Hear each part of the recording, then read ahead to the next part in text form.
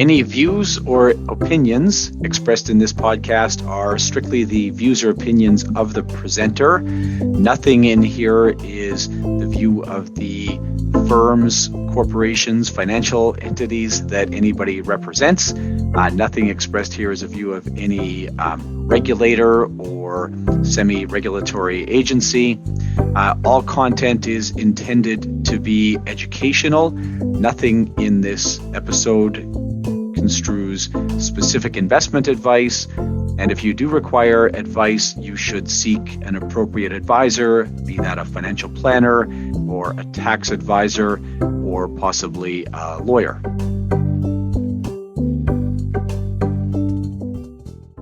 Hi, this is Jason Watt, and welcome back to the CE Drive podcast.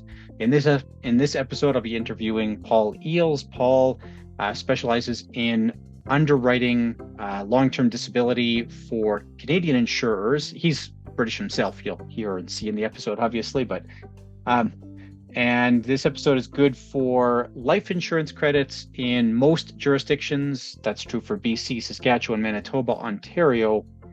It'll be good for an ANS credit in Alberta because we're talking about long-term disability insurance. No life insurance credit in Alberta, just ANS. And then IAS credit, that's Advocacy, and a financial planning credit in IROC professional development credit, a financial planning credit from FP Canada, an IROC professional development credit, and MFDA insurance credit. I honestly have no idea what's happening with the new SRO now and CE credits. I know by the time you're listening to this, it'll be March. Maybe by then we'll have some more visibility, but I'm going to treat this as if it's what it was prior to December 31st of 2022, and maybe we'll get some more clarity around CE credits. I haven't really seen much on new SRO yet. Okay, I do have a warning for this episode. There is a fairly explicit discussion around suicide, so if you're better off not listening to that, then maybe you skip this episode. The object for today is our meeting cadence. So we don't have to see the whole thing, trust me, but this is our meeting cadence. This is how I know when I have to make reports to the CEO and all that good stuff. So the object for today is meeting schedule or meeting cadence. And with that, let's roll into the interview. Hi, I'm here today with Paul Eeles. Paul is joining us from the south of England. And Paul, those of you in the group benefit space, and especially CGIB members, will know Paul from Camden Underwriters. And Paul's the president there, founder, I think pretty much everything, Paul, right? Can you give us a quick rundown of who you are and what your business is? Yeah, Camden Underwriting Agencies, Inc. is what it says. It's an underwriting agency. It's not a broker. It's not a TPA. It's not a carrier. We are effectively a wholesaler that works with carriers to provide TPAs and brokers with product, rates, and support. We don't actually sell to the public. We don't sell to groups. We are just that wholesaler sitting in the middle. Perfect. And I'm just going to give a warning for our viewers/listeners here that you have some contractors in the house today, Paul, so we might get an interruption from either your contractors or my grandkids, right? So, yes, indeed. Perfect. So that's a good starting point, and I think that's going to help folks who are active in the group benefits side. But can you tell us then who, because you're not selling directly to the public, so who is your ideal client then? Who do you want to be talking to day in and day out? Day in, day out, we probably talk to TPAs most of the time. We have a number of brokers we work with, and the relationships are a little different, but the TPA does everything. So we just give them the numbers for the particular risk they want. Brokers tend to be a little bit more of a different nature. They require a bit more support, an explanation of what's going on. And clearly, if they are brokers, they'll need TPA services to work with us. So we do have a TPA that carries out the administration on behalf of the clients we place. So your TPA, your third-party administrator client, would be sort of coming to you and saying, like, Paul, we have this kind of group that we haven't traditionally been able to cover. but we know that there's a demand for it. So, maybe 10% of our business needs this kind of offering. What can you structure for us? Would that be about right? Sometimes, more frequently, it's just we are a touch point to get quotations for particular risks. So we see a whole raft of different industries from one end, computer consultants, IT companies, to the other end through construction, manufacturing, to non-profits and native band business. It's a fairly widespread remit, but they come to us on the areas where they know that we're strong, particularly in the grey to blue collar areas where our particular strengths are. You're only active in the Canadian market, Paul, right? This is accurate, despite your geographic location. Yes, that's true. Started working in Canada probably 2002 when I helped a Canadian entity place long-term disability reinsurance into Lloyd's of London. My background helped me on that because I did a lot of LTD business prior to that. Particularly my cross to bear was loss of license for airline crew, which I did it for a number of airlines across the world.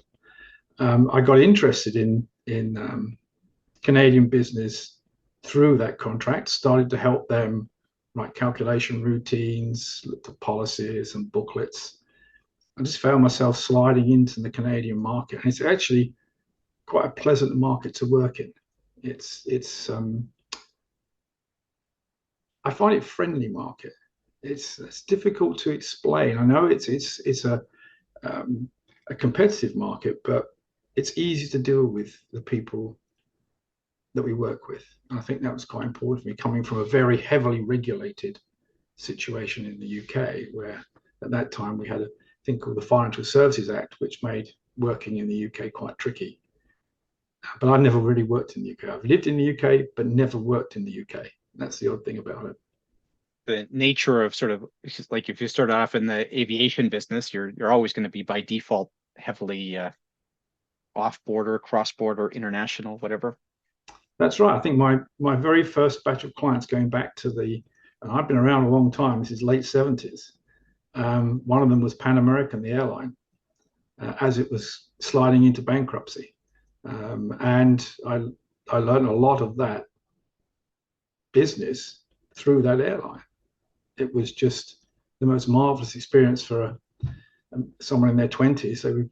They were giving us so much responsibility to deal with these very large clients that it was learning on the job, and it was great. Now it's not quite so easy.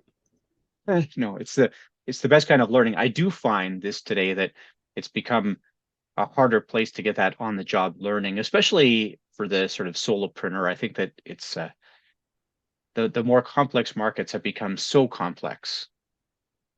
Agree.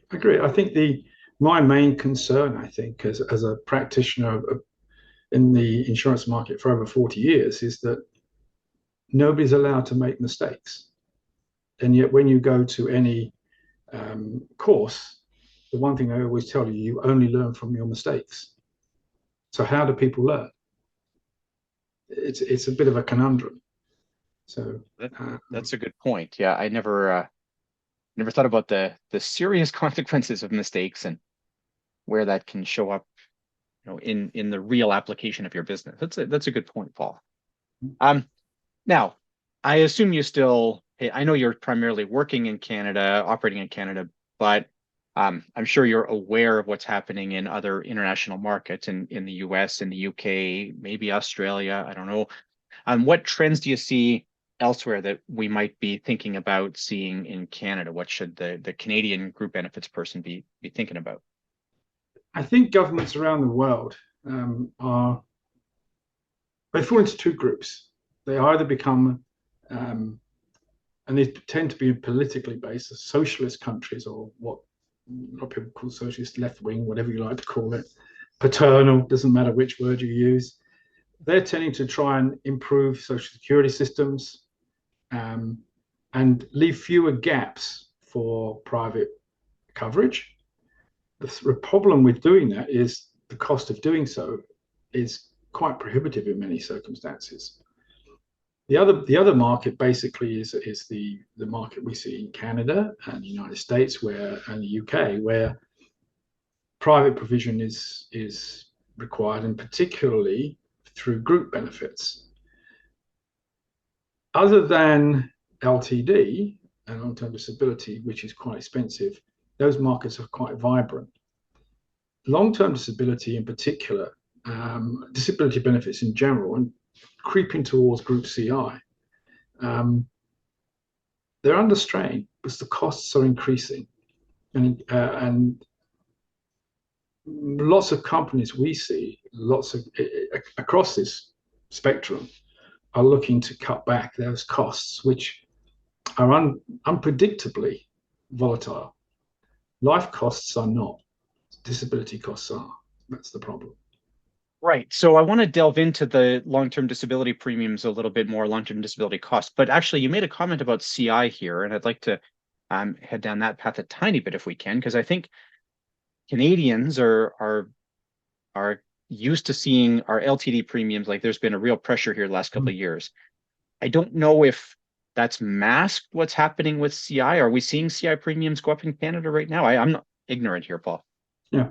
CI premiums are quite stable because they're based on the demographics of the group and the mobility for the whole of Canada. It's not specific to one industry. There are some minor variations for industries like firefighters, where they suffer a very increased incidence of cancers because they're dealing with toxic materials a lot of the time. So you do see tiny bumps like that. But that's a fairly stable cost, but it's quite an expensive cost. And it's expensive because if somebody gets one of these diseases, they get paid a lump sum immediately. And irrespective of whether they recover and go back to work, they've got this lump sum.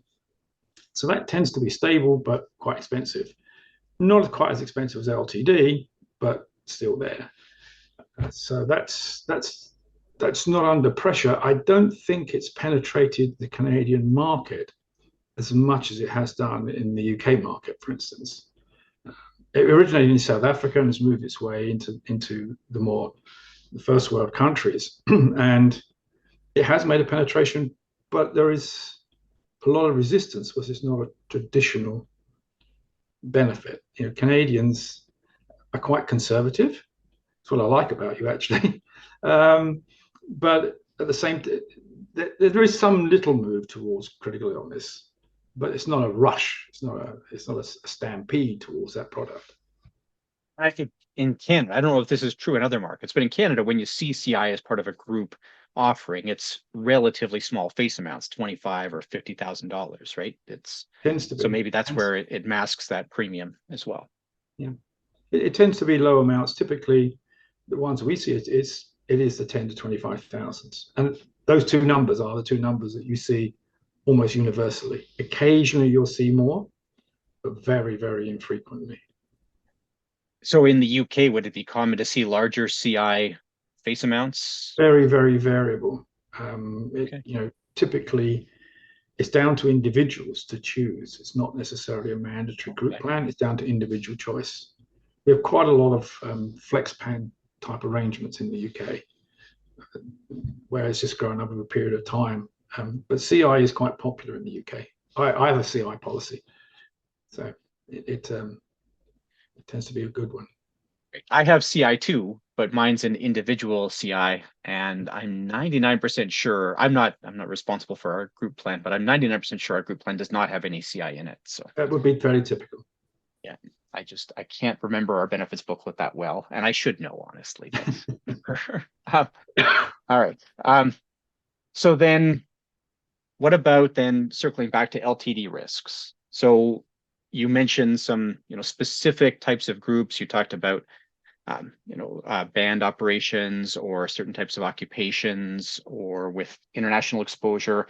So what types of risks are you specifically getting involved in typically? Like when will the TPA bring you in? When will they say, Paul, we need your help with underwriting this set of risks?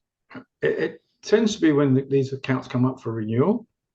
They'll look at us to see if we can provide a cost-effective product. It's account by account. Occasionally we see blocks of business, but it is account by account. And what happens is when they understand that we're very good, say, First Nations accounts, we'll see more First Nations account from that particular broker or TPA. So you tend to drift into industry sectors by practice rather than by design.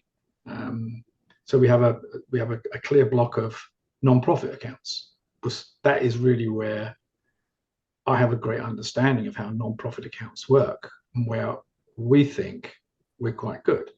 We have a block of First Nations accounts, which we're quite good at. Some trucking. So we are quite good at various industry sectors where we're competitive and understand the industry. Some sectors we're not as good, and we have to understand that. We all have our pluses and minuses, and things like insurance companies, computer companies, we're probably not as good, to be quite honest, because everybody wants to be in that white collar sector. And to be in that white collar sector, you are really playing where everybody wants to play. Whereas you go to non-profit sector, you'll find there are only 2 or 3 people that compete with you who have the understanding that we have. So can we look at a non-profit example maybe? So I'm a TPA, a renewal comes up for nonprofit, the broker responsible comes back and says that renewal is the premium is too high, or the traditional insurers just said like we're not willing to deal with that risk anymore. What's the sort of trigger for the agent, broker, TPA to come to you then? What have they seen from the traditional insurer? I think it's just the old one. It's a sudden increase in the premium rate. That's the biggest trigger.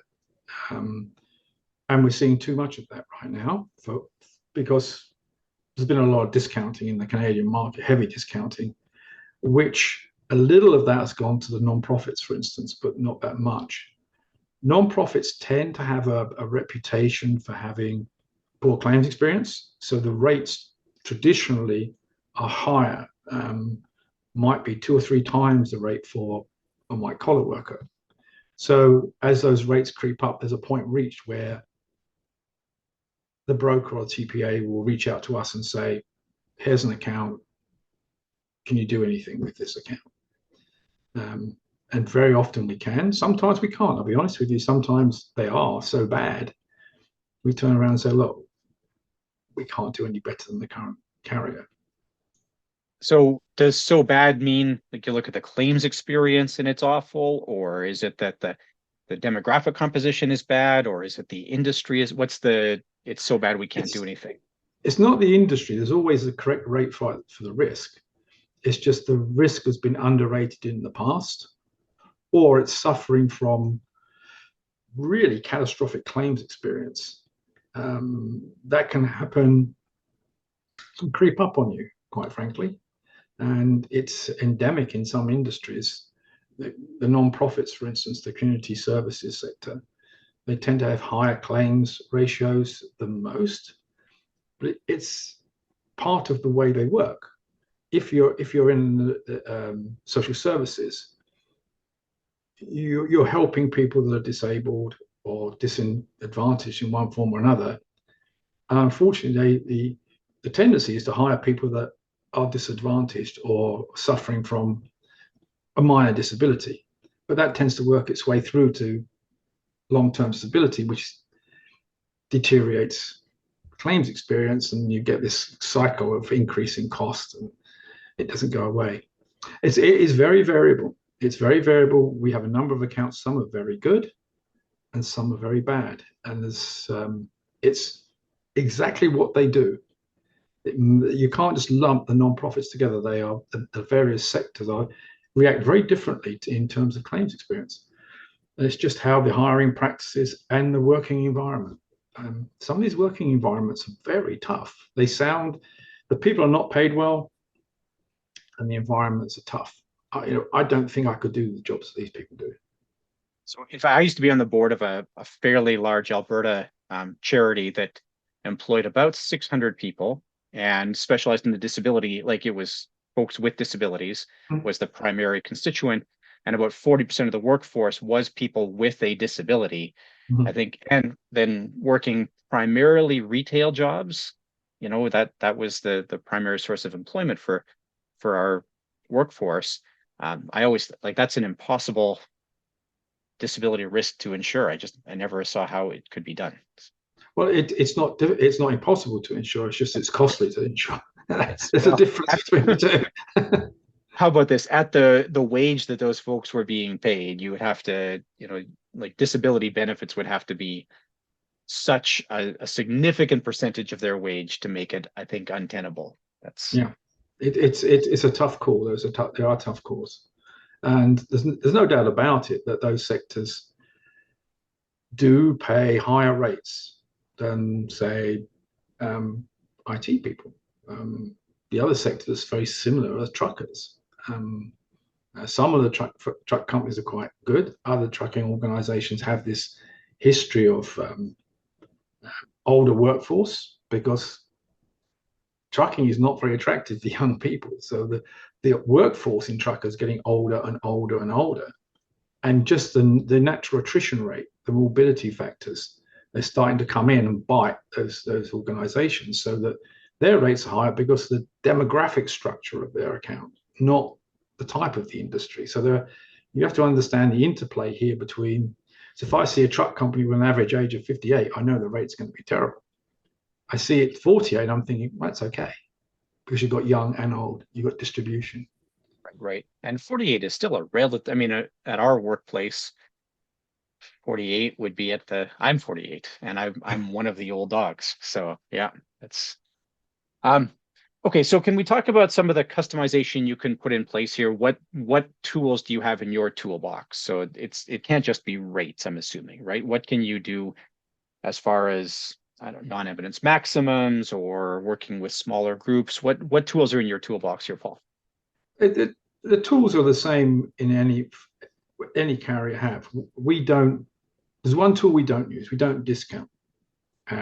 We try to get, and we say this to all of our clients, we try to get a rate which is sustainable, subject to there not being massive variations in demographics. If you take away all the 25-year-olds and replace them with 55-year-olds, you're going to get a rate increase.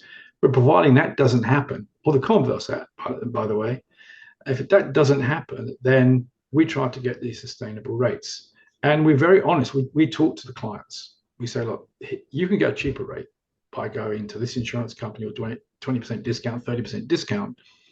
In 2 years' time, you're looking at a rate increase. You're back where you are. So we try to even out these curves. We try to make it, instead of a sine curve, just a little ripple at worst. A straight line is our objective. We do have, we advise on the impact of NEMs, for instance. NEMs are great vehicles, everybody gets covered, but does it deliver correctly? Because the vast majority of the workforce will be below a lower NEM, and you just get a few people on the higher coverages under the NEM. Is that what you want? And it's really odd when you talk to them about the various tools, it's NEMs, the overall maximums, the structure of the way we describe the benefit. You can't add new exclusions because that's not permitted. All you can do is to give advice on waiting periods, how you manage the account.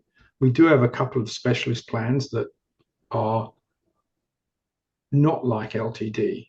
They've similar structure, but it's effectively monthly paid critical illness if you can't work, which is different from critical illness. It's different from LTD, but it means if you get, say, cancer and you can't work, you get paid a monthly benefit in the same way as you get paid an LTD benefit. But if you go back to work, the benefit stops. You don't get the lump sum. So but that only covers critical illnesses or catastrophic accidents.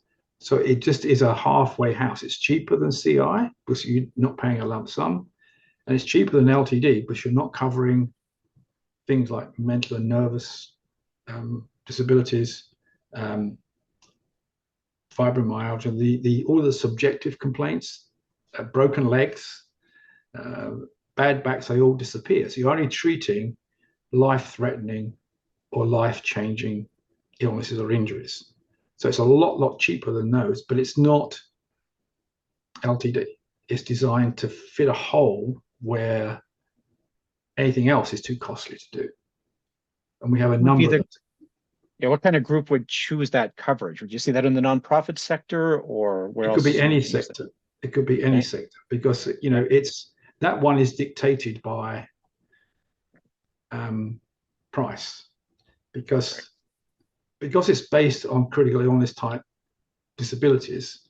It's not affected by the experience of disability within any organization. It's based on Canadian mobility tables again. So it's much cheaper than LTD, much cheaper than CI. But a good example might be I've seen a case where the LTD rate was crashing upwards very fast. It was over 10, which is catastrophic. We came back in with what we call this acid product, and our rate was 1.5. It reduced the cost very quickly, but at the cost of coverage. There is no other way here. It's coverage has to be foregone if you're going to reduce cost in an environment where experience is an issue. That over 10 rate for just for those listening who, I mean, that would be 3 times what you would see in a lot of, even 5 times what you'd see in a lot of Yeah, workplace LTD yeah, plans. So yeah. yeah, Non-profits might be 3 or 4 times. yeah, You're down to your IT type industries, it's 10 times. yeah, that's fair. The one you It's said everybody wanted, right? That's the yeah, yeah, it's the one everybody wants, and it's the one that has young people and lower experience, etc., etc. So yeah. those are Abs- what I call the pure vanilla end. It's at the dark blue end where things are not going well. Can you just talk for a second, Paul, about the normal set of exclusions, the pre-X set of exclusions, and anything else that would be excluded in a normal, like a conventional LTD plan? Yeah, pre-existing conditions tends to be the one that most people are focus on Okay.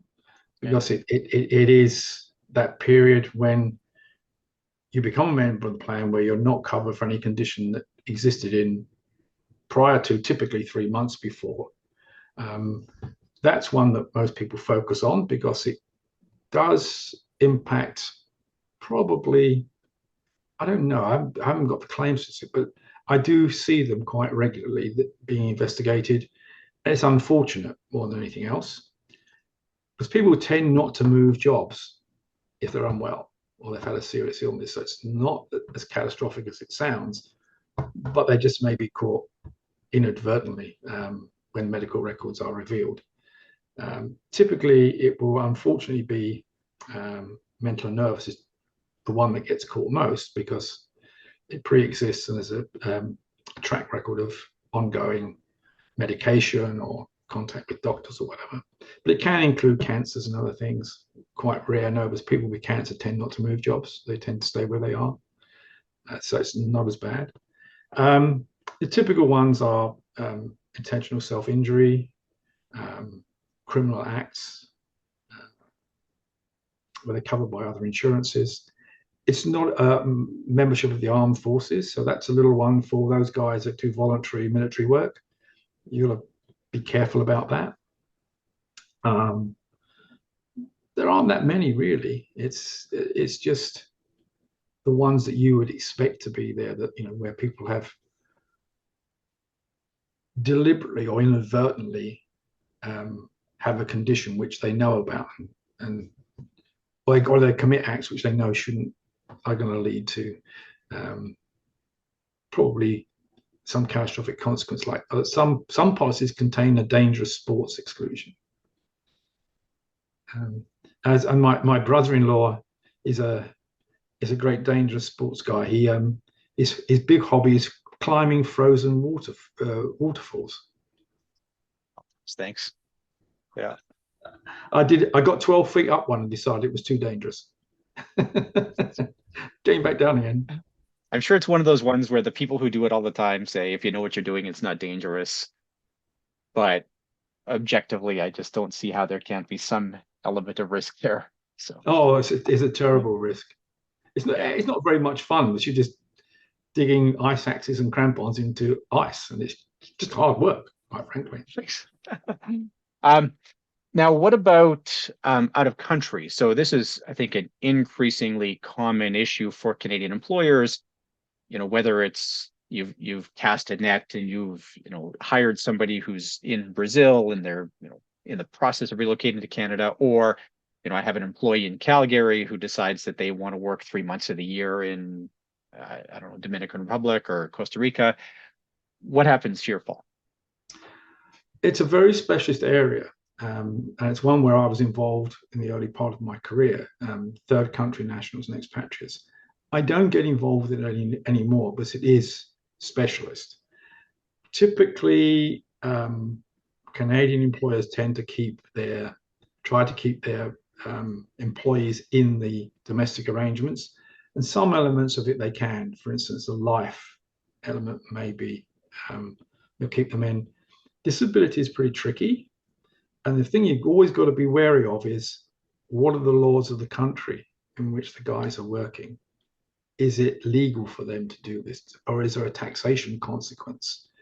There's a whole host of companies out there that work on these issues and the consequences of having expatriates. It's not as simple as we'll keep them in the plan. That used to be we'll keep them in the US plan, we'll keep them in the Canadian plan.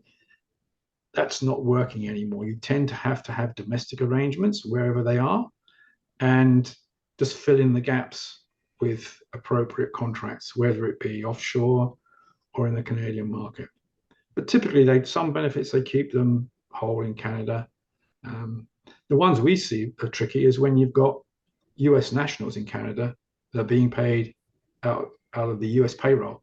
And that's really difficult because technically they're US employees and subject to US law.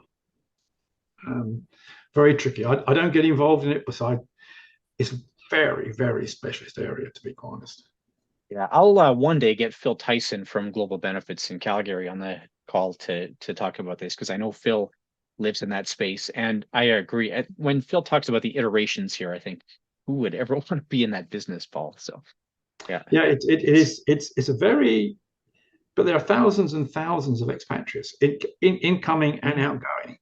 yeah, And there are some arrangements I know about for people coming in on visas and how that works. I understand that, but it's when it's always that you've got these more typically high, highly paid technicians or senior people traveling around the world, and they really need.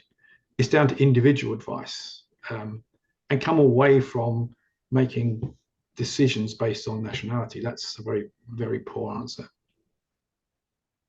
um, although sometimes what you're left with, right? There's Yeah, occasionally it is. It's typically the case if people. Now we have or have dealt with a couple of religious groups before that you think are easy, and suddenly you find there's three in Zambia, two in right. somewhere else, and then you've got to think, well, how are we going to do all these people? And you keep them in either a domestic plan, which as far as it's permitted, or you buy an offshore contract. And typically, the places like Lloyd's, they write these sorts of contracts that people cover people around the world because they're licensed in these territories. And therefore, it's not illegal for them to write it. So the Lloyd's market is one that is used quite widely for expatriates and TCNs. So Lloyd's would be essentially like a domestic insurer in any number of markets because they're licensed in that market.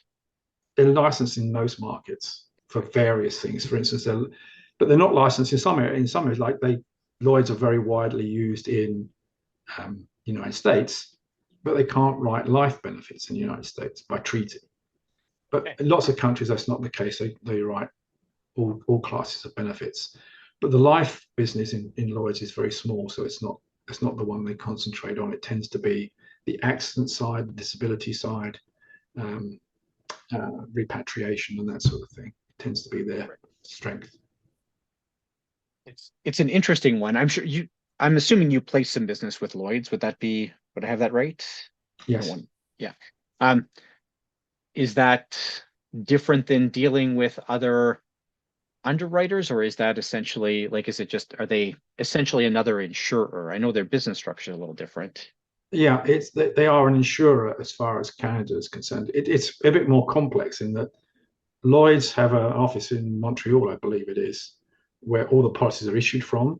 But they have what's called cover holders that have the authority to write on behalf of Lloyd's, and we use one of those, and they do benefits business. Um, tend to be they tend to favor more reinsurance than insurance because that's the market on the benefit side of the business. Their big strength is on the property and casualty side of the business, where that's typically the Lloyd's market. That's how Lloyd started, ships and aeroplanes. Absolutely. On that note, actually, the reinsurance note. So, how much of your work then would be sort of negotiating between the seeding company, the primary insurer, and the reinsurer? Is that something that you're involved Not in, Paul? something I used to be involved for 10 years as a reinsurance treaty broker in Lloyd's, Okay. Yeah. but I've given that up completely. I understand it well. Would I like to do it again? No, not really. It's a very it's it's something that I enjoyed at the time. But there are a number of companies around that arrange this, and there tends to be the bigger insurance companies deal direct with the reinsurers. They don't have brokers in between. But it's an integral part of our insurance market. Say everybody.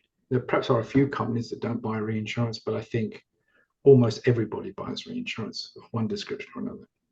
In Canada, I don't know what the percentage is today, but I know it typically hovers around three-quarters of risk is on the life and disability side is reinsured. Yeah. I know it varies a little bit depending on market conditions, but I think that a lot of folks who are issuing insurance don't realize how much is actually not dealt with by the companies they see on the policy names. So yeah, it's the big market is the reinsurance market sitting behind these carriers. Whereas a carrier might write, say, $100 million of business, the reinsurers might write 10 billion. So they're sharing in a bigger pool, which then spreads the risk and tends to buffer bumps in the experience throughout that country. so circling back to LTD then. So I think what a lot of folks on the LTD side are seeing today is just straight up, you've got premiums going up, right? For demographic reasons, for claims reasons. I'm wondering if you can talk about, you already talked about the demographic thing in your trucking example. I think that was a great example. What else is driving up the premium here? I'm afraid it's down to just a couple of things. I think mental and nervous claims are having a really devastating effect on the cost for two reasons. One is the frequency. They're now becoming significant material percentages of all claims, and the longevity of those claims. Unfortunately, you have somebody with a serious condition, and the tendency is then for not to come back to work. And so that leaves you with a long tail, a big reserve, which that big reserve is effectively, in the year it's incurred, is effectively a claim in that year, is a cost to that year. And it's not the claims that are paid, it's the claims paid plus reserves that carriers look at against the premium. Now, I'm afraid I don't have an answer for this. I have had personal experience of losing a child to depression, benign personality disorder. So I know these things exist. They're not made up. I just don't think and this is for the whole of the North America and Europe. We don't deal with these situations that well. There's not enough doctors that understand these illnesses. There's not enough psychiatrists to help them treat these illnesses. They tend to drop to drug therapy, which is hit and miss. And we don't do enough to keep them in the workforce. I think putting people aside at home just leaves them to rot. keep them in the workforce, it's keeps them active and it involved in the community, and they helps their recovery. So a little bit of it is lack of resource. A lot of it is recognition of these diseases coupled with lack of resource. And the third thing is the inability to adapt the environment for these people, the working environment, to keep them in with people so they don't just vegetate at home watching Oprah or Prince Harry being interviewed 5,000 times, whichever the case may be. So I didn't know this about your own child, Paul. I'm sorry to hear this. This is interesting because yesterday there was a Benefits Canada article that talked about reintegration of your employees back into the workforce coming off of a disability claim. And the picture was like, and I get why this happens, but they used sort of a stock photo of a person in a wheelchair, like coming into the office, right?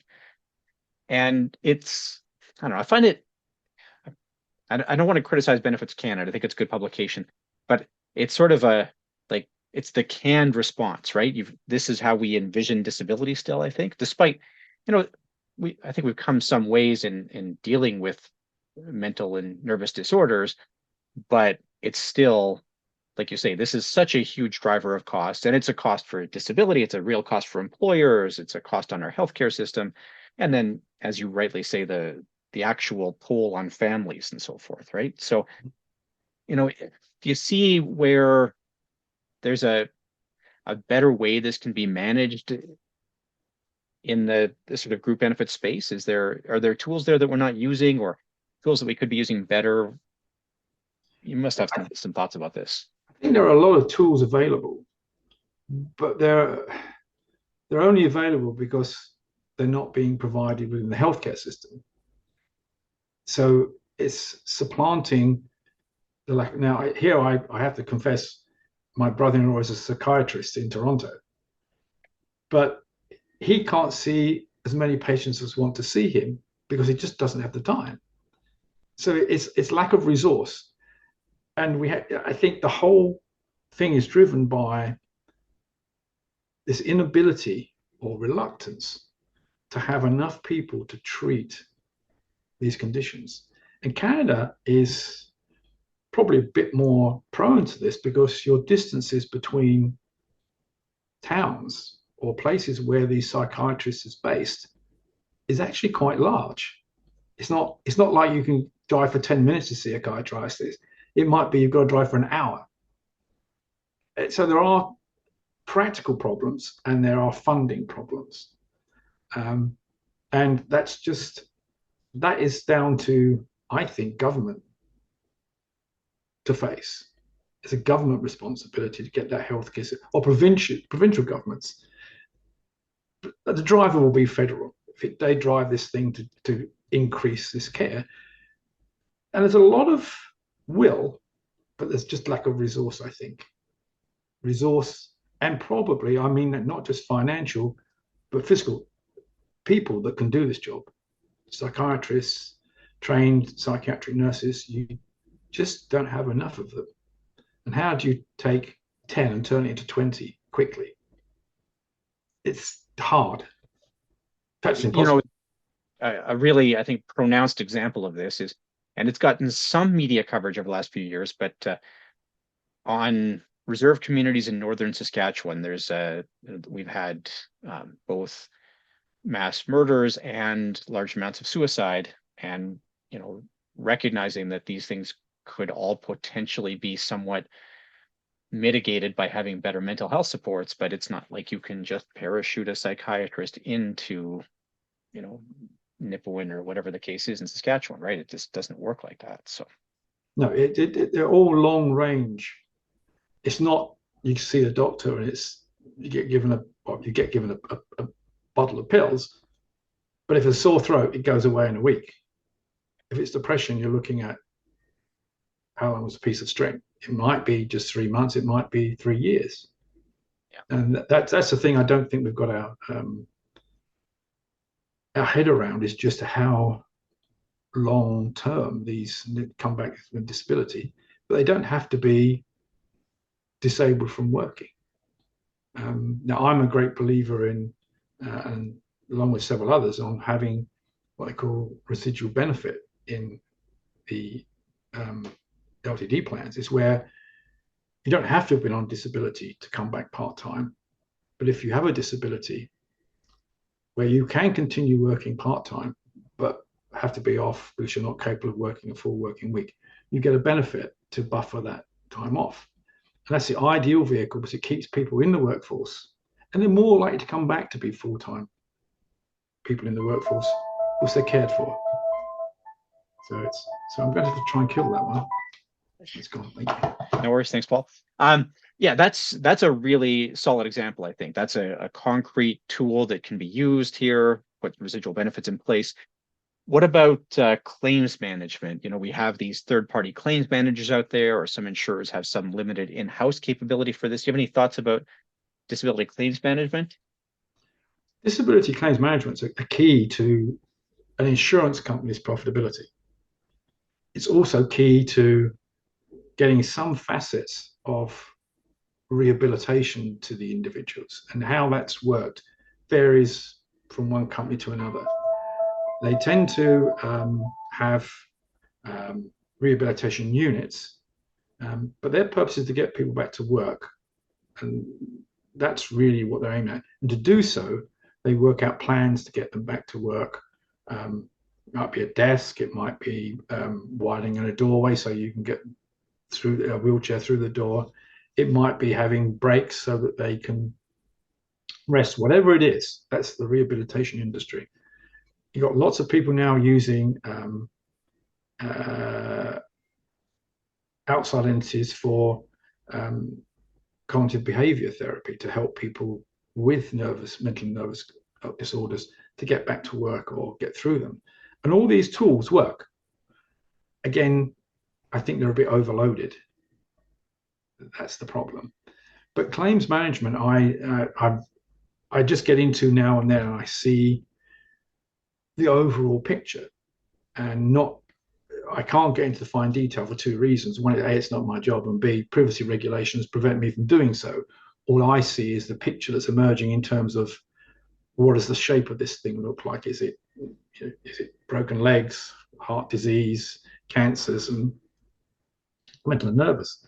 And we've missed the one with cancers completely, because cancers are quite high up on the list of disabling complaints. But paradoxically, they're not as damaging to an LTD account as perhaps mental and nervous, because cancer patients do one of two things. They unfortunately either die or they go through remission, and virtually every cancer patient I've ever met is determined to get back to work. So it's a good point about sort of the value of work, right? That you feel like you're recovered only when you're back to work, right? It's a very, very important part of our psyche. I work with a charity that it looks after disabled adults who have had catastrophic childhood injuries. The transition from childhood, where they're cared for very well, to adulthood is very difficult. Yes. So what the charity does, it does employs these kids, or young adults actually, to make things like Christmas cards or whatever it might be for sale. But what they find, it's not the product, it's being at work, earning a wage and reacting with the people around them. And I've seen that firsthand, and that is so powerful a tool in helping people through their problems. I do agree with that. I think that's we have this in my family too. Mm-hmm. Listeners to the podcast will know that I have a child with a disability, and that was a tough transition for her to make, that transition into adulthood. And I agree that when she can work, that's a valuable thing for her. So yeah, I think we all misunderstand work is not necessarily a bad thing. We all need something to hold on. Admittedly, some jobs are not great, but most people do a job that they want to do, and it gives them respect, responsibility. And I think it's important. So now, circling back to sort of tools, I have maybe one last question on a set of tools for LTD. And in Canada, the tradition here has been, 2/3 of salary replacement up to your NEM. I think, and then of course for higher earners, you get the 40 or 50%, to make sure that you're not paying for a benefit you can't use due to your all source maximum. But are you starting to see groups where they're actually choosing a smaller benefit? Are you starting to see maybe 50% coverage, or is this something that's not on your radar at all, Paul? We have a number of accounts where the replacement percentage is 50%. Okay. It's quite, and if you look at the graded formulas where they go down over breaks, they tend to work out at a roughly 55%, perhaps a bit higher. But we come back to the NEMs, that tends to be a bit of a break on highest volumes. Because it's surprising how few people could have a higher benefit if they applied for the benefit above the NEM. Well, they would probably pass all the underwriting, but for them, it then becomes a cost. They cover for, say, $3,000 a month. They could be covered for $5,000 a month, but they won't do that because of the increased cost they have to pay for it. Because most LTD plans are, I believe, non-taxable. You do see some taxable ones, but when they're non-taxable, the employee is paying. So any increase in their benefit is an increase in their cost, which mitigates against them. I've seen several, probably, I've got one account here looking at, there's 100 people, virtually everybody's stuck on the NEM, a couple of people are above. And they're not stuck there because they don't have the salary to support a higher benefit. They're stuck there because they don't want a higher benefit. It's a very delicate balance between what you have and what you can afford. And well, I think willing to pay for what you see value in. I think there's a whole set of trade-offs there. So yeah. That's good, Paul. Thanks. Okay. Now, I don't know if you can answer this question for me, Paul. I'm going to ask you one last question here that would overlap with sort of our broader sector. So most of the folks listening to this call will be financial planners.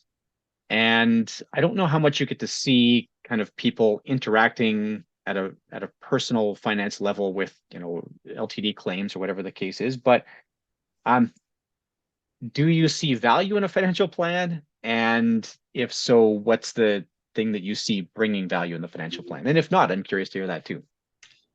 The question again, do you see value in the financial plan? Yes, I think I do. I think I think we're all a little bit lax on determining where our financial risks lie. We tend to go down a particular channel. We want to buy a house or we want to buy a car, but we don't necessarily, and it applies across all aspects of our lives. We don't necessarily say, where's that going to put me in 5 years' time? What do I need to meet these risks? And I think we just tend to follow what's there. And I think it's proven that when you take kids and you put them through financial planning, and we have a couple of very good examples here where schools are teaching not economics, but how finances work so that the children can understand what they're getting into. And I think that 95% or more of adults don't ever think of that. They just take bits and pieces from their life and that's it. And I think really you need to sit down, and we're all told by banks you need to do your financial planning, and by lawyers who do whatever, but we don't do it. And that's the problem. And I think part of that drifts into the environment where benefits are being bought because they're buying it because this is what people do, what that industry does. I keep hearing the term benchmarking. What is benchmarking? It's what everybody else does, but should you be doing the same thing? Not necessarily. It might be the right thing, but it's got to be for that workforce. And then is that workforce homogeneous? Do they all want this plan? Do they all want 50%? Would some of them be happy with 30% and pay less? That flexibility doesn't exist. And I think it's an interesting future. There's far more flexibility in not only the type of benefit that people have, but the quantum. So people get to choose. We had a very nice plan here run by a company called Swiss Life. It was called Choices, which is it gave you literally everybody was given a pot of money and 4 or 5 benefits to choose from, but they actually mixed as they wanted. So it was life, short-term disability, long-term disability, dependent life, and LTD, and CI. Sorry, and they just bought the bits they thought they wanted. Did they all choose correctly? No, I'm certain they didn't. But most people had choice, and it brings it back to the individual. And I think that's where all markets, group benefits are great, but they completely ignore individual choice. And somehow, if those two were to come together, it's a pretty powerful tool. It's a fair point. I never you hear about cafeteria style plans or whatever, but that's a real example of it. And that's I like that idea of putting Cafeteria plans are choice into different, but you choose benefits. What I'm saying is you choose. Admittedly, it's everything. complicated.